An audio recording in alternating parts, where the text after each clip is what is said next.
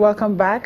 We're still talking about Nigeria's aviation sector. Before we went on that break, we were talking about the security situation that inadequate scanners pose. And, you know, it just reminded me of some of the scenes that I've seen at the airports. You're traveling. Is it part, I want to know whether it's part of the scanner thing. You have your luggage, and then just at the point of, I think, the airline desk, you find some officials lined up, and then you move your luggage from one end to another, and the person there is manually, you know, scattering, or I don't know how to put it, your bag and your luggage and things, looking for I don't know what.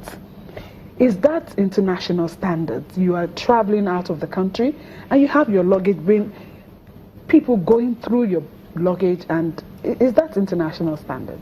Well, it's one of the two. Now, you have a scanner. The scanner is supposed to go through your luggage. You push your luggage, it goes through the scanner. The person monitoring the scanner is monitoring the scanner.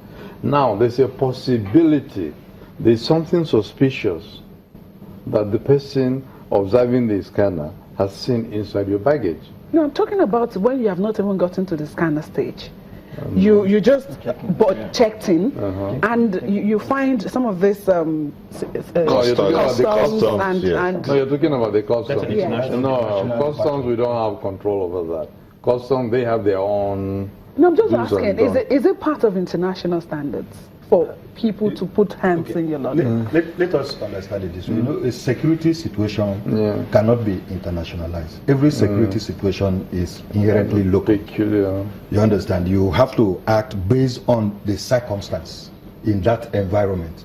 Of course, what we want is to improve this situation such that people will feel a lot more comfortable. I can have my private things. They are not security threat. I don't want people prying into it. You understand? Nobody feels comfortable that you have to manually go there. I think what we need is an area where we need to improve on. But at the point where you do not have the facilities to enable you do otherwise, it is better that we cope with it. Because it's been there for a very long time. Yeah, many problems we have in the country have been there for a very long time. So until we're able to go above it, these are situations we cope with, and it acts as pressure point where we need to complain and complain and complain until they are. I disagree with that. That is unnecessary, especially with the customs. And I've been through that system a couple of times. It is completely unnecessary. They just waste your time. I don't know whether they do that deliberately to reduce the queue at the scanners, because they just open your bag and put their fingers in, bring out some things, and that's not how to check for contraband. What they should do is have detectors to detect various contrabands, and of course you would find out some things that they do there.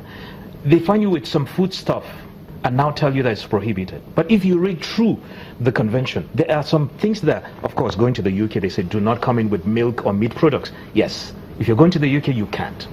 But they just waste people's time. It is unnecessary. It just reduces the efficiency of facilitation system, and that should be stopped. But that's the international flights.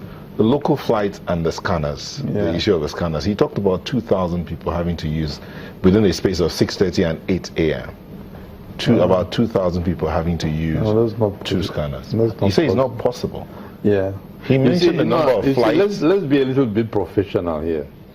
No, it's not me. It's what he said. No. Two airlines. He mentioned two airlines. One with about 6 flights, one with about 12 flights. And those are not. No, we're talking about GAT. Yes. You see, no. When you even calculate it, it does not make proper.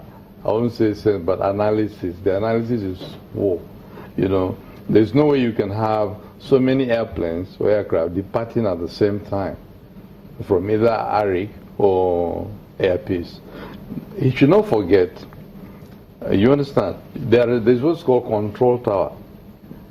And all domestic flights, they use 1/8 left. And they don't fly in a formation. They fly one after the other. There's a spacing period. What's the spacing period between one flight's takeoff and the next flight? It depends on when you call for startup. Okay, you so call the tower, normally it depends and then on the backlog, and then the landings and the taking offs. Because while you're trying to take off out of Lagos, and other airplanes are trying